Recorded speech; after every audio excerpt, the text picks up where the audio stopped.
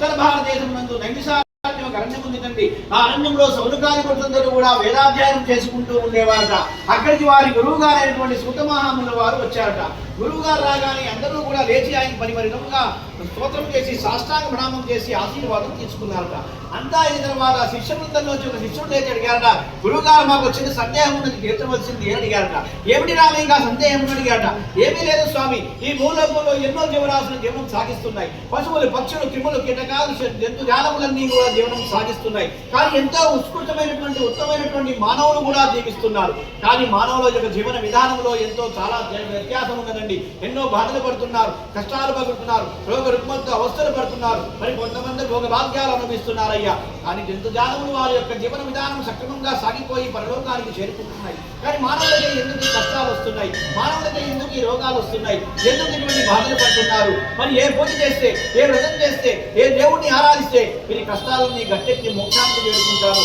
చెప్పండి గురువు గారు అని శిష్యుడు అడిగాట. అప్పుడు గురువు గారు అన్నట్టు, ఒరే నాయన, లోక కళ్యాణాంతం కోసమే చక్కటి బిడ్డ వేశావు. లోకన నారదుల వారికి కూడా ఇదే సమస్య వచ్చి శ్రీమన్నారాయణ దగ్గరికి వెళ్ళాట. ఆ యొక్క వృత్తాంతం మీకు చెప్తాను వినండి అని చెప్పి చెప్పనారంభించారు. నారద మహాములు వారు నారాయణవంత జపం చేసుకుని 14 లోకాలు సంచరిస్తూ ఉంటారట. ఒకరోజు మార్గ మధ్యలో ఉన్న భూలోకానికి వచ్చాడు. వచ్చి మానవుల యొక్క జీవన విధానం అంతా పరికించి చూశాడు. ఆయన మనసంతా ఎంతో బాధపడిపోయింది. ఏమిటిరా ఈ మానవులు ఇన్ని బాధలు పడుతున్నారు, ఇన్ని కష్టాలు పడుతున్నారు, చిత్త విచిత్రంగా జీవనం సాగిస్తున్నారు, ఎందుకు ఇలా జరుగుతుంది? మరి మీరు కష్టాలు గట్టెక్కే మార్గమే లేదా అంటూ ఆయన దివ్యదృష్టితోటి ఆలోచించాట. ఆలోచిస్తే వైకుంఠనాథ శ్రీమన్నారాయణ దర్శనం కలిగింది. ఓహో, దీనికందరినీ కారణము శ్రీమన్నారాయణ వైకుంఠనాథుడు అనమాట. వెంటనే నేను ఈ విషయం తెలుసుకోవాలని చెప్పి చక్కగా వైకుంఠ లోకానికి వెళ్ళానండి. శ్రీమన్నారాయణుడు ఆ శేషబాబుపై బౌడించి ఉన్నట్ట. ఆయన మేలుకొల్పాడు. ఆయన స్తోత్ర ప్రియుడు. స్తోత్రం చేస్తే చాలు ఆయన ఎంతో ఆనందపడతారట. ఆయన 10 విధులుగా స్తోత్రం చేశాడు. ఏ విధంగా? ఉత్తిష్టోత్తిష్ట ఉత్తిష్ట గరుడధ్వజ ఉత్తిష్ట కమలాకాంత త్రైలోక్యం మంగళ గురు. ఓ కమలనాథ, లేనా ఆయన లేచి 3 లోకాలను ఉద్ధరించు స్వామి అని చెప్తే, ఏమి నారదా ఇంత దూరం వచ్చావన్నాడు. ఏమీ లేదయ్యా, నీ నామస్మరణ చేసుకుంటూ అన్ని 14 లోకాలు తిరుగుతూ ఈ రోజు భూలోకానికి వెళ్ళా. అక్కడ మానవుల యొక్క జీవన విధానం చూసి నా మనసంతా బాధ కలిగిపోయింది. చిత్ర విచిత్రంగా జీవనం సాగిస్తున్నారు. కొంతమంది పేదరికం అనుభవిస్తున్నారు, రోగాలతో బాధపడుతున్నారు. కుటుంబ వ్యవస్థంతా చిన్న భిన్నమైపోయింది. అన్నదమ్ములకు రొడలు లేదండి. అక్క చెల్లెళ్ళని దర్శించుకుంటున్నారు. స్నేహితుల మధ్యలో విద్వేషాలు వస్తున్నాయి. వ్యాపార నిబంధనతో మోసపూరితమైనటువంటి విధానంగా జీవనం సాగిస్తున్నారు. ఎన్నో రోగాలతో ఇబ్బందులు పడుతున్నారు. మరి కొందరేమో సుఖ సౌఖ్యాలు పొందుతున్నారు. పెద్ద పెద్ద రాజభవనాలలో భోగభాగ్యాలు అనుభవిస్తున్నారు. ఆనందంగా జీవిస్తున్నారు. ఎందుకు ఈ వ్యత్యాసం ఈ మానవుల్లో? మీరు ఎందుకు విధంగా నువ్వు జన్మనిచ్చావు మానవులకి అని పరిపరిగా ఆ శ్రీమన్నారాయణ అడిగాట. అడిగితే నారాయణ నమ్ముకుని చెప్పాట, ఒరే నాయన నారదా, దీనికి కారణం నేను కాదురా, మానవులే. వారి స్వయంకృతాపరాధము. ఓ జన్మలో ఏ జన్మలో వారు చేస్తున్నటువంటి పాపకర్మల ఫలితమే వారు సుఖమైన సౌఖ్యమైన కష్టమైన దుఃఖమైన రోగమైన అనుభవిస్తున్నారా? పూర్వజన గుణం పాపం రోగ పీడితం అని చెప్పి అన్నారు.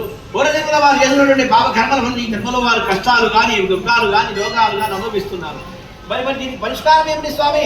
మరి ఏ వ్రతం చేయాలి, ఏ పూజ చేయాలి, ఏ మంత్రం చేస్తే మానవులకు కష్టాలు తీరుతాయి అని అన్నాడు. ఏమీ లేదురా, నేను కలియుగంలో సత్యనారాయణ స్వామి రమాసహితంగా వెలిశానయ్యా. వెళ్ళాను మానవులను ఉద్ధరించడానికి. కానీ ఎవరూ నన్ను గ్రహించడం లేదయ్యా. వారి తాత్కాలికమైనటువంటి తుచ్చమైన కోరికల వల్ల వారి దేవతలను ఆరాధిస్తున్నారు. ఎవరూ నన్ను ధ్యానించడంలా, ఎవరూ నన్ను ఆరాధించడంలా, కేవలం కోరికలతోనే వారు జీవనం సాగిస్తున్నారు. ఎవరైతే మోక్షానికి చేరుకోవాలని చెప్పి నన్ను ఆరాధిస్తారో వారికి సకల సంపదలు నేను కలగజేస్తా.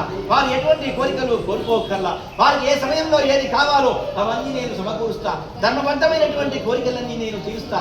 అంతేకాదు నారదా, నేను పరలోకానికి కోరిక మోక్షాన్ని లభింపజేస్తా నారదా అన్నా. అవునా స్వామి, ఏమిటా అటువంటి సత్యనారాయణ స్వామి చేసుకుంటే చాలుగా వారికి సర్వ దుఃఖాలు నాశనం అయిపోతాయి అన్నాడు. అవునా స్వామి, ఆ వ్రతం ఎలా చెయ్యాలి అన్నాడు. ఏమీ లేదు, మంచి సంకల్పం చేసుకుని దీపారాధన వెలిగించుకోవాలిగా. స్వామి, నేను మరానా సమయంలో వ్రతం చేసుకుంటున్నానని చెప్తే నేనే వారు వెంట ఉండి వ్రతాన్ని ఆచరింపజేస్తాను. అంతేకాదు నారదా, వారికి సత్సంకల్పం చేసుకుని ఎప్పుడు బాధ కలిగినా, ఎప్పుడు దుఃఖం కలిగినా, ఎప్పుడు ఆనందం కలిగినా ఈ వ్రతం ఆచరించుకోవచ్చు. ఆ విధానం ఏమిటి స్వామి అంటే, చక్కగా పంచచూర్ణములతో ముగ్గులు వేసి ఒక పీటను ఏర్పాటు చేసి దానిపైన అంచు ఉన్నటువంటి తెల్లని వస్త్రాన్ని 2 వస్త్రాలు పరిచి ధాన్యపీఠం పరికల్పయామి, ధాన్యాన్ని కొయ్యాలి. ధాన్యం లేకుండా చేసిన ఏ పూజ అయినా వ్యర్థమే రాదా అన్నాడు. ధాన్యలక్ష్మి ఉంటేనే నేను శ్రమగా ఉంటా అక్కడ అన్నాడు. చక్కగా ధాన్యం పోసి దానిపైన ఒక కలశాన్ని ఏర్పాటు చేయాలి. ఆ కలశం ఎలా ఉండాలయ్యా? స్వర్ణమనమే ఉండాలిట, బంగారు కలశం పెట్టాలిట, లేదా వెండిది గాని రాగిది గాని ఇత్తడిది గాని కంచుది గాని పెట్టవచ్చున్నారదా. ఆ శక్తి కూడా లేదా మృణ్మయ పాత్ర మట్టి గుండెనైనా పెట్టవచ్చున్నారదా. శక్తి ఉండి కూడా లోపిస్తే మనం కష్టాలు తప్పుకున్నారదా. శక్తి కొలది వారు ఆ కలశాన్ని ఏర్పాటు చేయాలి. ఆ కలశంలో పంచగంగా తీర్థ నదులన్నీ కూడా ఆహ్వానపరచాలి. ముక్కోటి దేవతలను ఆహ్వానపరచాలి. అష్టదిక్పాల నవగ్రహాలను ఆహ్వానపరచాలి. వారి కుల దైవాన్ని ఆహ్వానపరచాలి. విష్ణు దేవతలను ఆహ్వానపరచాలి. ఆ తర్వాత నా పరివారమైనటువంటి నవగ్రహాలు, పంచలోక పాలకులు, అష్టదిక్పాలకులు, క్షేత్రపాలకులు, కుల దైవాన్ని ఆరాధించాలి. ఆ తర్వాతే మీరు నాకు వ్రతంకైనా పూజ అయినా చేస్తే నాకు ఆనందం జరుగుతుంది అన్నట్టు. చాలా సంతోషం స్వామి. అయితే ఇప్పుడే నేను భూలోకానికి వెళ్ళి ఈ విషయాన్ని తెలియజేస్తానంట. ఆగు నారదా, ఎలా ఏం చెయ్యాలో చెప్పావు, మరి ఎలా చెయ్యాలని అడగద్దాను, ఎప్పుడు చెయ్యాలని అడగద్దాను.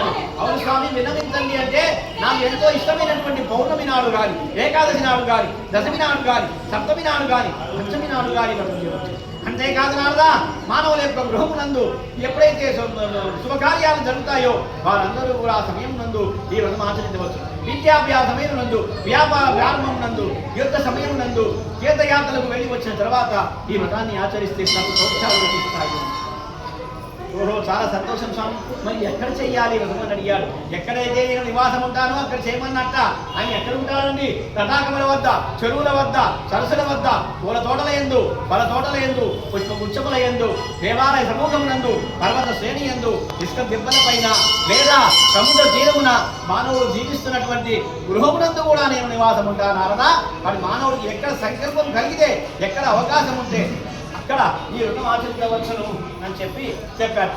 చాలా ఆనందం స్వామి, చాలా ఆనందం స్వామి అని చెప్పారు.